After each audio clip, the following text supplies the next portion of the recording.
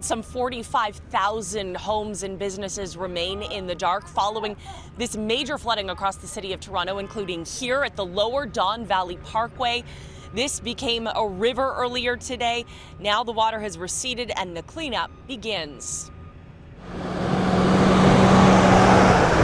As more than a month's worth of rain fell in just hours, the Don River swelled over its banks onto the DVP, stranding drivers in feet of water.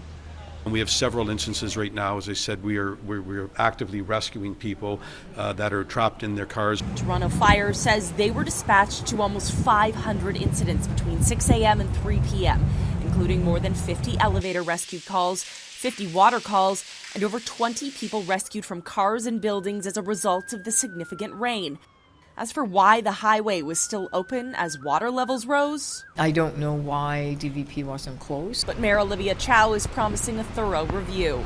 Anytime there's an emergency, we need to review whether we've done everything we can, both on the prevention side and the support side when the crisis happens. So, of course, there will be a review so that we, if there are some things we can improve on, I'll guarantee you we will know about it. Major flooding along Lakeshore Boulevard also triggered a 5-hour closure south of Exhibition Place, leading to traffic gridlock. How long have you been here for? 1 hour, and I haven't moved like 1 inch. Regular streets of Toronto, right? This is usually what Toronto traffic looks like. It just, this time there's just weather came into play, so. I'm fine. I mean, it is what it is. I mean, what are you going to do? Complain? What's that going to get you? And I've been here for about 45 minutes, and my engine's up. Are you hot in there? Very. There's also been widespread issues on the transit system. The sudden and severe rainfall causing what the TTC calls unprecedented service impacts, including the closure of Union Station. We're seeing the downtown U has been particularly affected today.